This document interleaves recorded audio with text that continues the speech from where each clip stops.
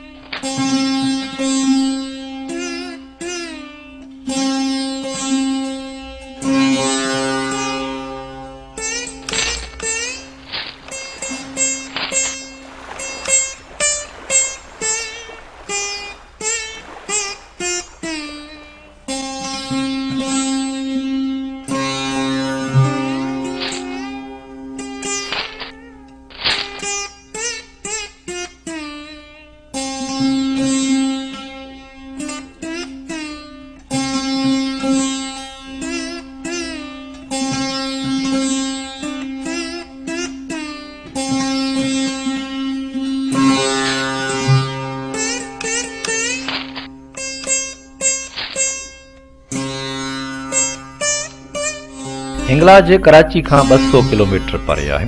हिंगलाज में ईंदड़ मुसाफ़िर कराची खां हिंगलाज ताईं 7 मंज़िलूं कंदा आहिनि। इन्हनि मंज़िलुनि खे पाणो बि चयो वेंदो आहे। मंज़िल थक भञण खे बि चइबो आहे। पहिरीं मंज़िल हब नदी हूंदी हुई, हाणे बि आहे। हब नदी कराची खां 20 किलोमीटर परे आहे। इहा पब जबल जे उत्तरी कतार मां बलोचिस्तान जी हद मां हली 200 खनि किलोमीटरनि जो पंधु करे कराची कैप माइन्स वटि छोड़ करे थी। कैप माइन्स कराची खां 30 किलोमीटर परे आहे। हिंगलाज वञण लाइ हब नदी जो रस्तो वठिणो पवे थो। ससी उहा वाट वरिती हुई। हब खां पोइ शाह ऐं संदसि साथियुनि भवानी जे खूह ते मंज़िल कई। उहा ॾुखी मंज़िल शाह साहब करे हिंगलाज ऐं केच वियो। कनकट कापट कापड़ी कन जे कथाइन लाहूती लतीफ़ चए माग न मटाइन। जे ख़ुदी खे खाइन हल त तकिया पसूं तन चऊं।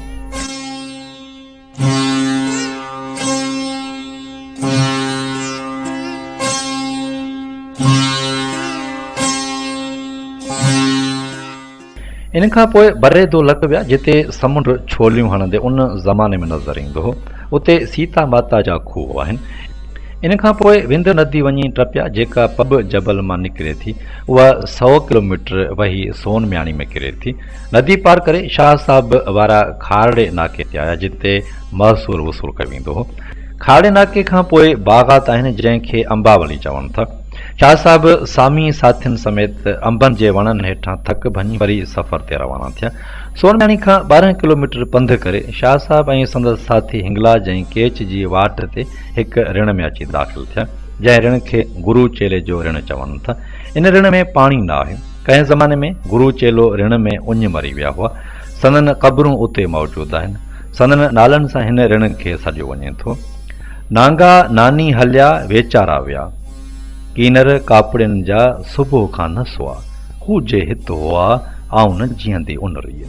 जोगियुनि जो लॾो पे आयो साईं लतीफ़ साईं माना हितां पे आयो माना हिन मकड़ी जी जॻह ते अची पहुतो लॾे खे।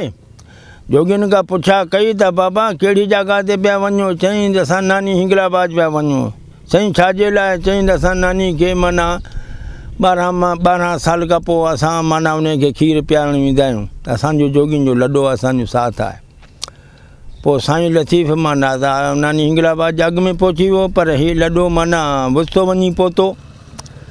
ता नानी खे माना जोगी सामी माना खीर पियारो माना जेको वञे सो वठी हारींदो अचे जेको वञे माना नानी जे मुंहं ते वठी हारींदो अचे नानी खीर ईअं न पीए साईं लतीफ़ साईं चयो त बाबा हीअ तव्हां नानी खे खीर न पियारियो हाँ हीअ तव्हांजो खीर क़बूल कोन पओ हाँ सॼो माना ज़मीन ते हारी छॾियऊं चई नानी खे माना खीर पीअंदी अव्हांखे ॾिस कीअं थी खीर पीए नानी चई नानी वात फाड़ नानी वात फाड़ियो साईं लतीफ़ साईं खीर पियारियो माना सॼो वटो पी वई सामीन सम्झो त बणा हीअ त पाण खां बि मथे आहे साईं जे पोयां लॻा सो हल हल साईं काफ़िला काफ़िला कटींदे कटींदे पोइ अची साईं हिते माना हिकिड़ी दरी जबल में साईं गिड़ी वियो ठठे में मकली ते पोइ माना सामी जो लॾो त वियो हलियो पोइ साईं माना पंहिंजी जॻह ते वियो इन रण खां पोइ फोड़ंदो नदी संदन सफ़र में साम्हूं आई जेका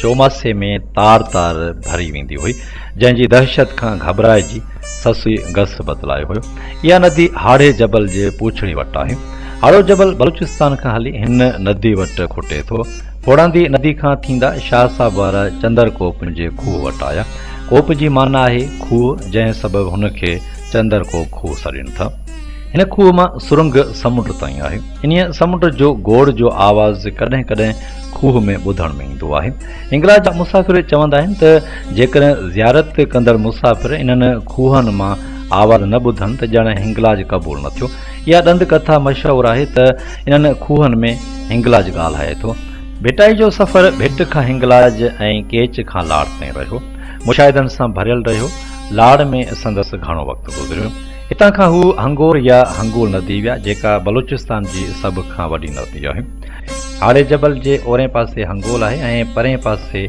अघोर हिंगलाज जा पुजारी सिंगल मंज़िल कंदा अघोर ते ईंदा आहिनि शाह साहिब साथियुनि सां सिंगल नदी सिंगल वॾी मां मंज़िलूं पार कंदा हंगोल ऐं अघोर जे पासे में आसामपुर मकान काली जे आसाम ते पहुता इन खां परे हिंगलाज 1 किलोमीटर परे आहे हिंगलाज हाड़े जबल जी पाड़ वटि गार में आहे इहा इमारत हेठां ई ते न पर मथां ई ते आहे हिंगलाज खे हिंदू देवी माता ऐं मुस्लमान हिन खे नानी चवनि था नानी लफ़्ज़ नदी मां निकितल आहे जंहिंमां मुराद आहे माउ हिंगलाज जा मुजाविर मुस्लमान आहिनि हिंगलाज में केतिरियूं ई ॾंद कथाऊं मशहूरु आहिनि जंहिंजो ज़िक्र काफ़ी किताबनि में मौजूदु आहे शाह साहिब हिंगलाज जो सफ़र 2 दफ़ा कयो ॿिए दफ़े हू जोगियुनि सां इख़्तिलाफ़ रखी वापसि आयो हो सचियां जी ॻाल्हि खे सामी खे सम्झ नागा तो नानी ॾे आदेश में अच वेही तो वजूद मां ॻोल्हे लहज बुझ ॿिए ॾांहुं हॾ मां बुझ अलख रती कापड़ी रामकिली जो सॼो जेको सुर आहे उहो गंजे टकर खां वठी जेके नागा हुआ हिन सां गॾिजी वियो वञी जेको सो आख़िर ताईं माण्हू पंधु कयो आहे जोगियुनि सां माना सॼो पंधु करे जोगियुनि सां ज़िंदगी गुज़ारण जोगियुनि सां हुन सां गॾिजी हुन सां जोगीड़ा जहान में नूरी ॿिया नारी ॿरी जिन ॿारी आऊं न जीअंदी उन रे जोगीड़ा जहान में नूरी ॿिया नारी ॿरी जिन ॿारी आऊं न जीअंदी उन रे माण्हू उहो जेको पहिरीं ॿरे ऐं पोइ दुनिया ॿारे ॾेखारे लसबेले में सपर जी सखावत जा दास्तान ॿुधी हिन जी सखावत जा बैत चयो शाह साहिब हिकु दफ़ो लाहूत अकेलो बि वियो हो लाहूत खां संदसि वालिद शाह हबीब रोकियो हो छाकाणि त लाहूत जो गस उन वक़्तु इंतिहाई ख़तरनाक हुयो जबलनि ऐं झंगलनि में शींहं चीता रहंदा हुआ नांग बलाऊं हुयूं पर शाह साहिब मना जे बावजूदि लाहूत रवानो थियो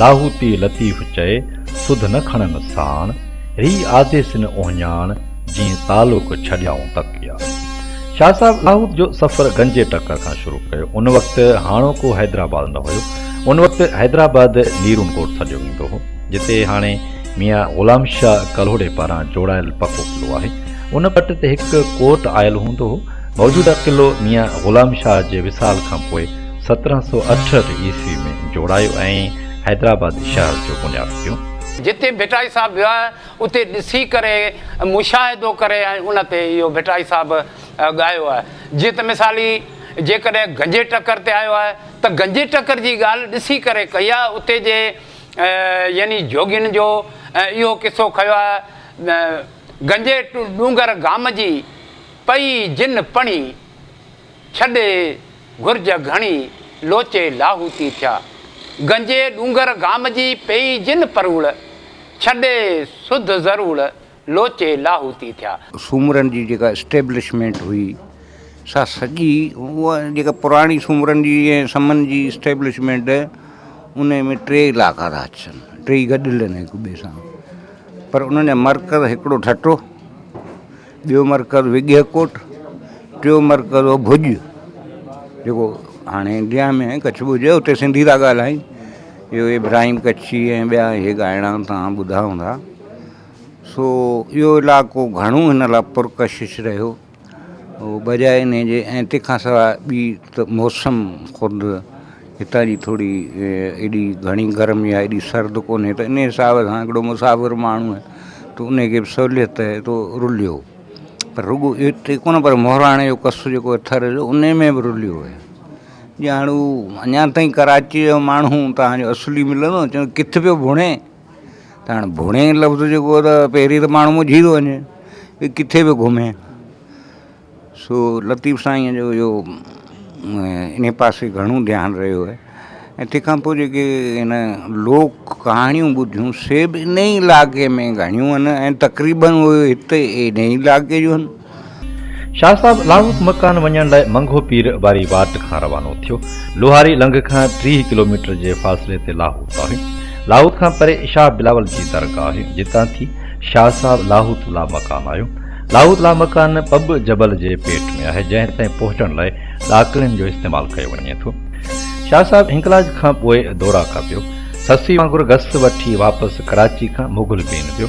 मुगल बीन खां शाह बंदर वियो, जिते शाह साहब जाम ओढे जे पुट जखरे जी सखावत जा दास्तान ॿुधा, जंहिं बाबति बैज चयो, जखरा तूं जीअं तुंहिंजो मद कने मसुणा अखियुनि ऐं हीअं ॿिन्ही तारी तुंहिंजी। ते जाती खां थोरो उत्तर तरफ़ आहे बारणाबाद जे साइड में आहे साड़े जी दह, उन में मांदरीन जे ॻोठ जे पासे में भिटाई दरगाह सॾिबी आहे, जेको उते जे माण्हुनि ऐं आम माण्हू ॿुधाइनि था त उहो भिटाई साईं जो तकियो आहे। ऐं उहे ॿियनि जॻहियुनि ते भिटाई साईं आयो माना ते तक़रीबन काफ़ी मरतबा बि आहे। असां त इहो ॿुधो त दरगाह मुग़रबी बादशाह ते बि साईं जिन सलामी भरी, पर हाणे उहा तारीख़ी हवाले सां हुन जा के बि अहिड़ियूं ॻाल्हियूं नथियूं मिलनि। बाक़ी जाती जे हद में ते काफ़ी माण्हुनि वटि शायदि उन टाइम ते हम असर बि हुजनि आयो हुजे, उन जे हवाले त तारीख़ी ॻाल्हि मिले कोन थी। बाक़ी साईं जो अचणु ऐं तकियो इहो असां वटि हिते मशहूरु आहे।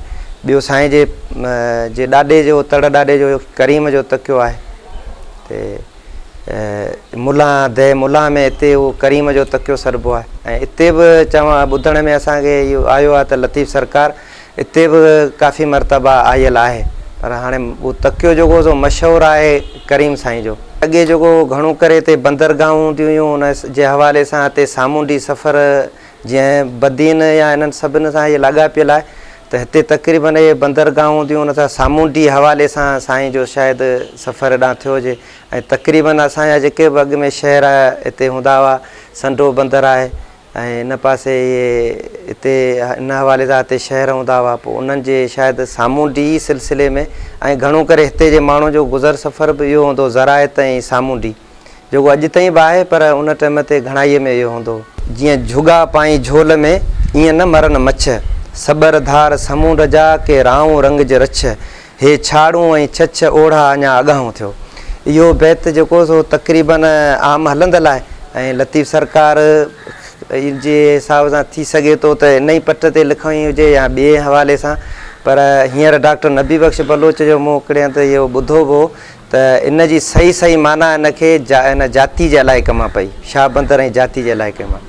त जीअं झुगा जी माना काफ़ी पढ़ंदा हुआ त झींगा पाई झोल में, जंहिंखे माना झींगा हकम चवंदा आहिनि।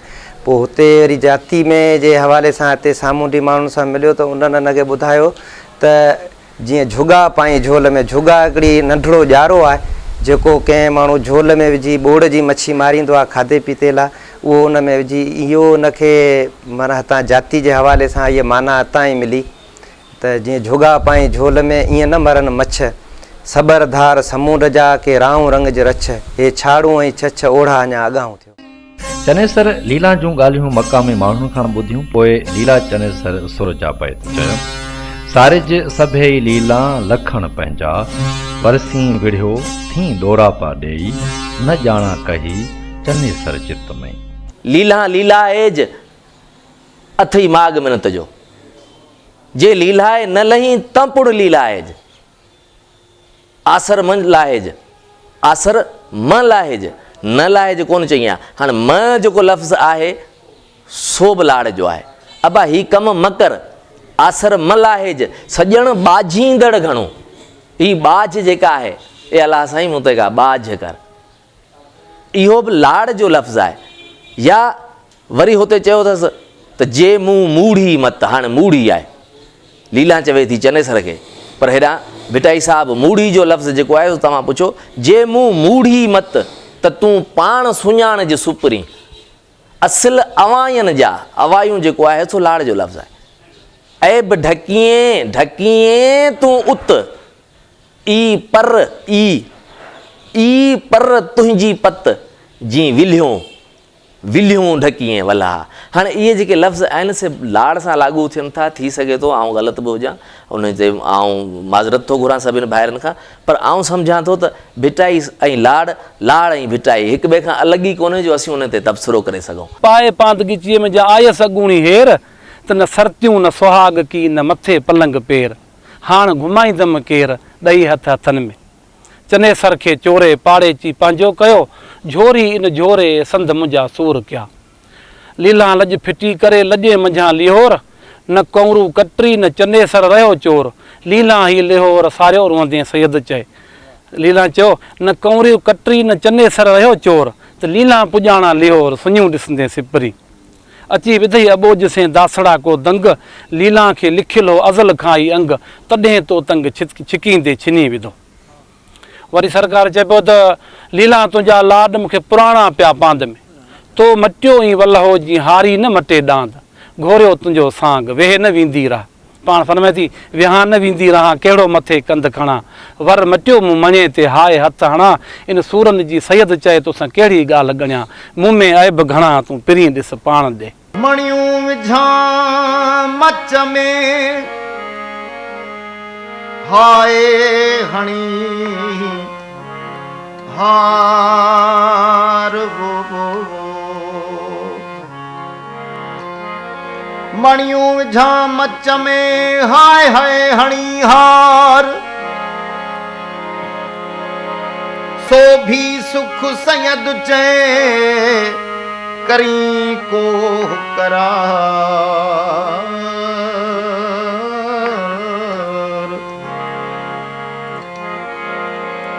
राजारी साणू घणू सटाणू सरदार,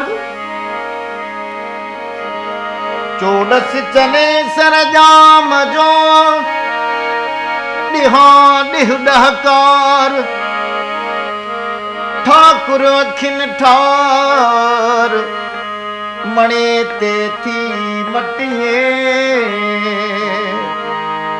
अला ठाकुर अखिन ठार मणे ते थी मटिए। हो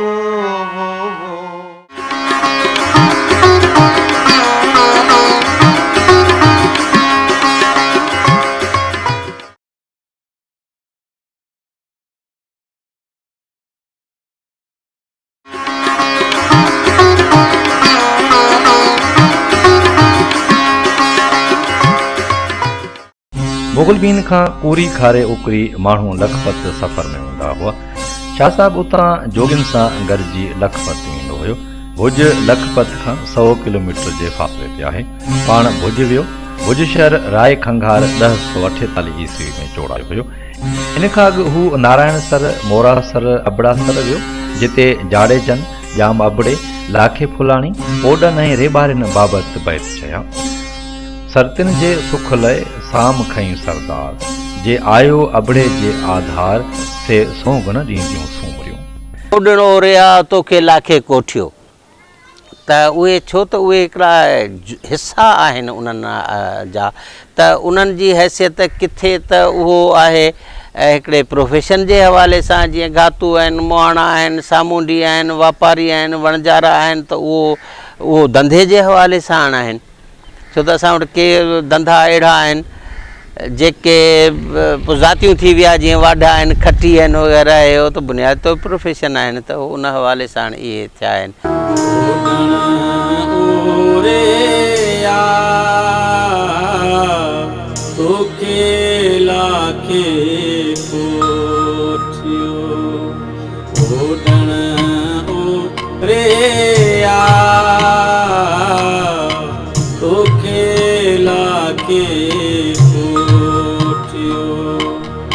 संतो मिठी मामरो, संतो मिठी मामरो, लखो तो मथा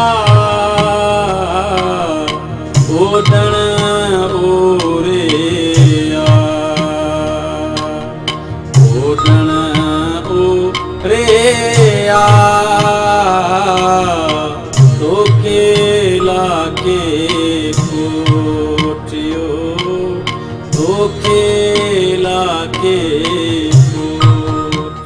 हालार पाण वियो हो या न, पर हालार जे कपिड़े जे रंग बाबति बैत ज़रूरु चया आहिनि। रची रेटा थिया कीन ओबाट जण ओए, खंभ न कारे तंहिंखे जो हालारी होए, तोणे धोबी धोए त बि लालाई उन जी न लहे। शाह साहब भुज वञी लाखे फुलाणी ऐं ओडन बाबति ॼाण वरिती। लाखे ऐं ओडन बाबति तमामु घणा बैत चया आहिनि। लाखा लख सुझनि पर फुलाणी फेर ॿियो, जंहिं भर राणा राज जा कोटन मंझि कुंबन, जंहिंजो जाड़े जन सुते सोचो न लहे। लाखो फुलाणी कच्छ जो हुकुमरान राय खंगार जो भाउ हुयो न। ही सन 1300 ईस्वी जो आहे को वाक़ियो। उन में राय खंगार जी हुकुमरानी हुई कच्छ भुज ते। लाखो फुलाणी जेको हो, जॾहिं बि राय खंगार किथां निकिरी वेंदो त रियासत जो कार वहिंवार बि राय लाखो फुलाणी जे हवाले हूंदो हो। बेसिकली लाखो फुलाणी जेको हो हुसन परस्त हूंदो हुयो ऐं हुन जा तक़रीबन के तारीख़ में 2 इश्क अचनि था। जेको हिकिड़ी रेबारण औरत आहे, उन सां आहे महर राणी, जेका पुराण ऐं जे कप ते उन वक़्तु को शहर वसंदड़ो हूंदो, आबाद हुयो, उतां जी महर राणी सां मुंहिंजो इश्क रहियो आहे ऐं जस्मा उॾण सां बि रहियो आहे। त बुनियाद तौर ते लतीफ़ साईं हुन जा 2 जेके आहिनि किरदार, उन्हनि खे हुन शाइरी में आंदो आहे। लतीफ़ लाखे फुलाणी जी जेका आहे शख़्सियत, उनखे 2 अंदाज़नि सां पेश कयो आहे। हिकिड़ो त हुनजी जुरत ऐं बहादुरी, त हुन जे जॾहिं बि हुनखे रियासत जो कार वहिंवार जो मौक़ो मिलियो त हुन जुरत ऐं बहादुरी सां जेको हुकुमरानी कई, त उन ते हुन जेको आहे तमामु सुठा जेके कम कया आहिनि। रियासत में ॿियनि मुख़्तलिफ़ रियासतुनि जी जेका दख़ल अंदाज़ी आहे उनखे रोकण तां, उन जुरत बहादुरी सां उन्हनि खे जेको चिथियो, उन्हनि खे बहितर रियासत जो कार वहिंवार हलायो, त उनजी बहादुरी ते लिखियो त लाखा लख सुजनि पर फुलाणी फेर ॿियो। त इन हवाले सां हुनजो हुयो। पर ॿियो जेको हुनजो जेको इश्क जे हवाले सां जेको किरदारु रहियो आहे, त उन में ख़ुसूसन जेका ओड बिरादरी हुई, जंहिंखे कोट लखपत जो कोड जेको आहे कोट अॾण जे लाइ उन्हनि खे उते घुरायो वियो हो। उन में जस्मा नाले हिकिड़ी ओड औरत हुई जेका उन वक़्तु ख़ूबसूरत चई थिए वई ऐं उन सां जेको आहे हिन शादी करण जी ख़्वाहिशमंद हुई ऐं जेको ओडन उन्हनि खे संग ॾियण खां इनकार करे छॾियो हो ऐं इनकार जे एवज़ उन जेको आहे ओडन खे जेको हुन तंग कयो। त उन हवाले सां जेको ओडन ते जेके सख़्तियूं हुन कयूं, त उनखे वरी लतीफ़ वरी शाइरी में जेको आहे उहो ॿिए अंदाज़ सां पेश कयो। उन में जेका लाखे फुलाणी जेका शख़्सियत हुई उनखे ॿिए अंदाज़ सां पेश कयो त सही लोड़ाऊ थिया जिनी सिंधी धेर, मारूड़ा फ़क़ीर केंदर ॾींदा दाड़ी। त लोड़ाऊ जो जेको तसवर हो उन वक़्त में दाड़ाई जो जेको हो उहो इहो हो त उहे ई माण्हू जेके रियासत जा कार वहिंवार संभालीनि, उहो ई जेको रियासत रियाया जे माण्हुनि में, उनजी रियाया जी आवाम जी नंगनि में जेके अखियूं विझनि, त पोइ बाक़ी उहे माण्हू कंहिंखे दां ॾींदा। त इन हवाले सां हुनजो जेको इहो किरदारु रहियो लतीफ़ साईं जेको आहे। हीअ जेको लाखो फुलाणी आहे, उन जेको आहे धाड़ाई जे हवाले सां बि हुनखे लतीफ़ साईं पेश कयो आहे। त उहो मुख़्तलिफ़ में जॾहिं राय खंगार खे या ख़बर पई, ओडन उन्हनि जी शिकायत कई, त उन खां पोइ हुनखे रियासत मां हुन बेदख़ल कयो, त हुन धाड़ा हणणु शुरू कया। त पोइ उन ते बि जेको आहे लखी हुनजी घोड़ी हुई, त उन जे हवाले सां बि लतीफ़ हुनखे शाइरी में पेश कयो आहे। जेके हुन लोड़ा लताड़िया आहिनि, त उनखे बि हुन शाइरी में हुन में पेश कयो अथसि। ऐं जेके ओड आहिनि, त अॼो जो ओडन सुढिंगर ढलो मथिए या उन में आहे त अॾे अॾे ओॾ विया छॾे भेणियूं टिकाणा ई टोल पिया आहिनि पट में, या आयो आहे त छिनियल छॾे हथ में कुल्हनि कोॾारा ओॾ बि वीचारा लाखा जे लॾियो वञनि। समय जे सलाम ते आया जाड़े जा जेके अॻिलायूं ओॾनि जूं लाखो मलेखे कूंधन कंधन माया साल महासेके ठाक करे ठेके वग सभु वारिया। कमाल आहे न साईं। नूरी जाम तमाची जे दास्तान जो बैत आहे, पर ॾिसो त सही, समा जाम सुल्तान मुंहिंजी ज़ात मुहाणी समय जे सलाम ते आया जाड़े जा माना रहियत। अॻिलायूं ओॾनि जूं लाखो मलेखे, हाणे ओॾ कीअं आयो हूंदो जंहिंखे मिटी लॻल हूंदी, ऐं उन मंझि वरी के अहिड़ा हूंदा जेके कूंदर हूंदा, कूंधन कंधन माया साल महासेके। पर हे छा आहे, हे उहो आहे जीअं आवीअ जो कुंभार छा कंदो आहे, आवी तयारु थी वई, खोलियईं, हाणे हिन खे अंदाज़ो लॻाइणो आहे, ठक ठक हीउ भेलो आहे, ठक ठक हिन खे सीर आहे, ठक ठक हीउ पकल आहे, टिनि हिसनि मंझि आवी विरहाइजी वई। इहो कमु आहे। ठाकरियो ठेके वग सभु वारिया। ही त ठाकरियो ठेके तो पंहिंजी आवी, उहो कहिड़ो ठाकरियो जंहिं वग वारिया। इहा अञा ऊचाईअ में हलियो वञिबो त भिट धणीअ किथे चयो आहे, इहा कहिड़ी जाइ आहे जंहिं मंझि समूह जाम सुल्तान मुंहिंजी ज़ात मुहाणी, हेॾां 1,24,000 हेॾां हिकिड़ो। जे ऊचाईअ में वञिबो हलियो त ॻाल्हियूं वॾियूं आहिनि, डिघियूं आहिनि, रातियूं विहामी वेंदियूं हिकिड़े बैत ते। वेही वेजनि वटि तूं कीअं जीअं जॾो थिए, अॻी आदत मट त अघा आजुज़ न थिए। अड़े डॉक्टरनि सां यारी ऐं बीमार, थोरी ॻाल्हि मुख़्तसिर। पोइ चई कयो वस वेजनि, पर किरीअ की न थियो, करी जे किरी त तूं तवानो हुजे। यानी जेकॾहिं लतीफ़ साईं जे बैत जी माना का ॾुखी थी लॻे त पोयूं पढ़ो, ॿियो पढ़ो, टियों पढ़ो, तव्हांखे बैत जो जवाबु बैत ॾींदो। यानी वींदे जनी वटि ॾुखंदो ॾाढो थिए, सा मजलिस मट जे हू नई हज़ार जी। पोइ साईं चई जेके ईंदे चवनि आओ, वींदे चवनि वेह, छॾे सारो ॾे अङण अचिज उनजे। लखी या लाखो लाखी साईं, लखी लाखे बादशाह जी घोड़ी जंहिं ते माना चढ़ी हू हाणू हणंदो, धाड़ा हणंदो, ऐं लखी ऐं लाखो ॿई मुआतबाज थी। माना भिटाई साहिबु अचे त लखी ऐं लाखो ॿई मुआ पिया। लाड़ जो लाखो लाड़ जो, छो त राजा खंघार जो सॻो भाउ। राजा खंघार खां इहो वेर वठण जे लाइ लाखे फुलाणीअ इहो किरदारु अदा कयो त हाणे हितां सिंध जूं जेके बि मिसाली को बि फाल्टेशन करियां लाखे खंघार जी गवर्नमेंट में त आया इन जो किरदारु ग़लति थिए, अवाम इन खां बदन थिए ऐं पाण ई जेको सो इनखे अवाम लाहे छॾींदी। पोइ हितां जा माण्हू जॾहिं जसमा ओॾण रूड़ी ओॾ जे घर वारी राजा लाखे इहा खईं, उन ते जेको सो तमामु हितां जे सिंधी माण्हुनि ऐं ॿाराड़ीअ में ॼारियुनि ॾारियुनि वादियुनि सहिराउनि भरनि में रहण वारनि माण्हुनि इज्तमाही तरह सां इन ते वॾो नोटिस वरितो ऐं हू सिधा दाही विया राजे खंघार। त साईं असां सां हीउ हेॾो वैल थियो सिंधी माण्हुनि सां, ऐं छा जो असां सां लाखे ज़ुल्म करे छॾिया आहिनि, असांजी पौवारी कर नथो, असांजो माल छॾे न, असांजी का अहिड़ी उठ या ॻऊं या मेंह ऐं थो छॾे न औरत थो छॾे, तव्हां हिनखे महिरबानी करे हिन ते नोटिस वठो। पोइ राजा खंघार राजा लाखे खे ॾेह निकाले कच्छ जी ॾिनी। लाखा लख सुजन फुलाणी भेरी बियो, उनजे पटके जो वरी बियो।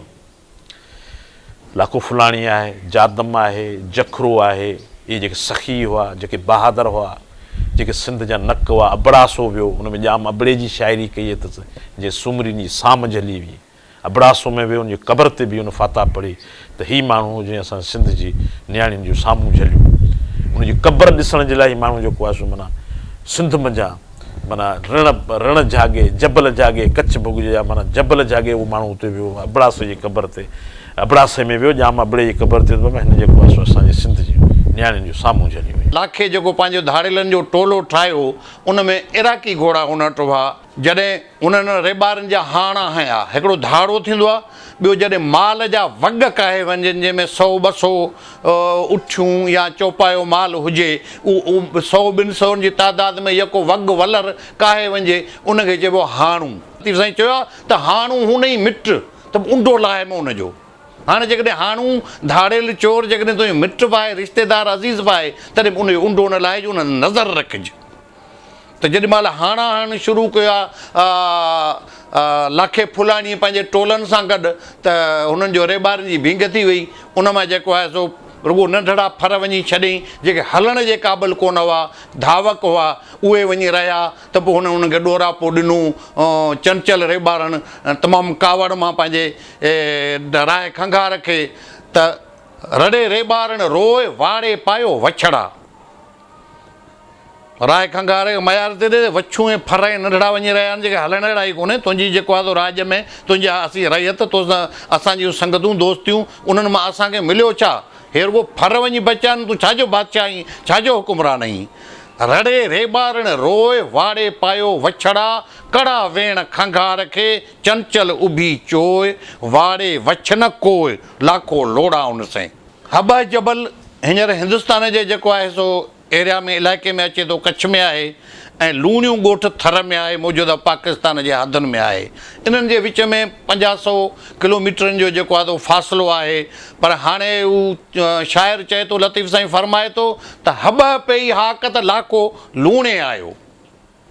माना लूणे ॻोठ में जी लाखो लथो आहे, ऐं हब जबल ते उहो बि ॻोठ आहे, हब में हाक पई वई आहे त लाखो लूणे में लथो आहे। हे 50 किलोमीटर हिनखे त आ कंदो, तंहिं करे भॼो माल कायो, पंहिंजा धरती जा जेके ख़ाली करे पंहिंजा ॻोठ राज भाॼी वञो। लाखो बसि आयो कीअं आयो?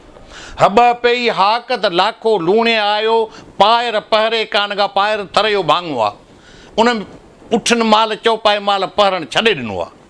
पायर पहरे कान का डूंगर लॻी ॾाक, ऐलान थी वियो, ढंढोरो फिरी वियो, पड़ो थी वियो, बाबा भॼो।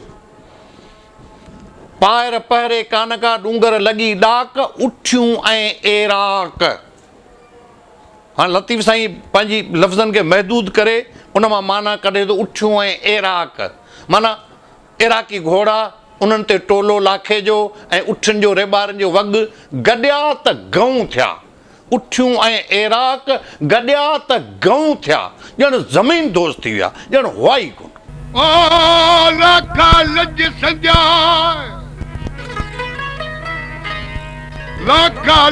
संध्या ऐं ओॾ अगलड़ी आया, ओ पक्का से परचा जेके अझे तुंहिंजे अॾिया। ही कच्छ में ताज़ो वाक़ियो हो जेको पिटाई साहब पंहिंजे अखियुनि सां ॾिठो। इन ते लाखे जा ॾोर जोड़िया आहियूं पाण, ए वायु जोड़ियाऊं। ओॾण ओर तूं आला, ओॾण ओर तूं, ओॾण ओर तूं आला, तो केला के कोठियो, तो केला के कोठियो।